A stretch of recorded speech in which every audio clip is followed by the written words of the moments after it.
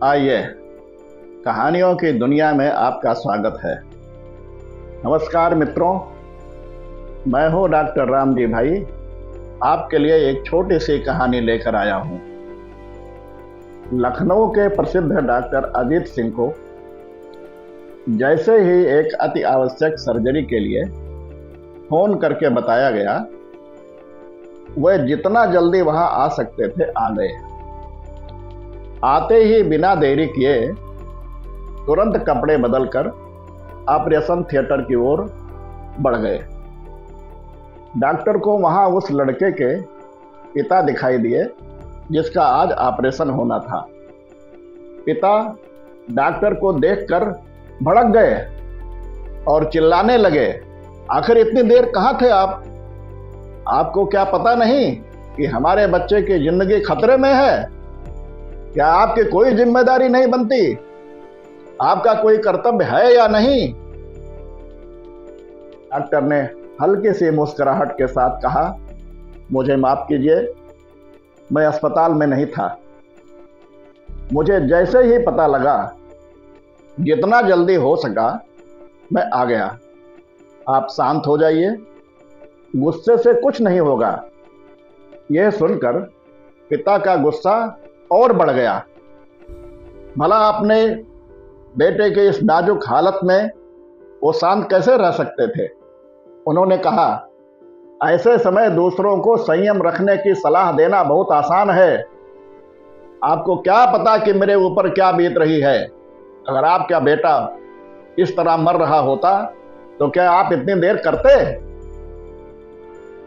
कि आपका बेटा मर जाए तो आप शांत रहेंगे?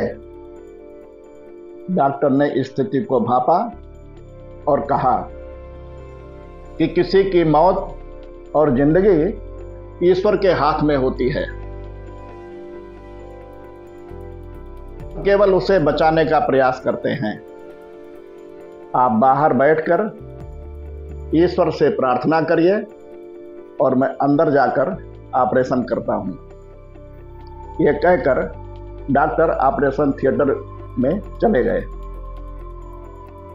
करीब 3 घंटे तक ऑपरेशन चला। लड़के के पिता भी धीरज और उतावले होकर बाहर बैठे रहे। ऑपरेशन के बाद जैसे ही डॉक्टर बाहर निकले, वह मुस्कुराते हुए सीधे पिता के पास गए और कहा कि ईश्वर का आशीर्वाद है कि आपका बेटा अब ठीक है। अब आपको और कुछ सवाल पूछने हैं तो पीछे आ रही नर्स से पूछ लीजिए। कहकर डॉक्टर जल्दी से वहां से चले गए। उनके बेटे की जान बच गई, इसके लिए वो बहुत खुश थे। पर जैसे ही नर्स उनके सामने आई, वह बोले, ये कैसे डॉक्टर हैं? इन्हें किस बात का गुरूर है? इनके पास हमारे लिए जरा भी समय नहीं है। तब नर्स ने बताया, ये वही डॉक्टर हैं जिनके बेटे के साथ आपके बेटे का एक्सीडेंट हुआ था। दुर्घटना में इनके बेटे की मौत हो गई थी।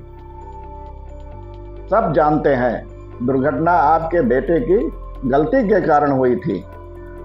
हमने जब इन्हें फोन किया था तो ये अपने बेटे का अंतिम संस्कार कर रहे थे और सब कुछ जानते हुए भी यहाँ आए और आपके बेटे का इलाज किया।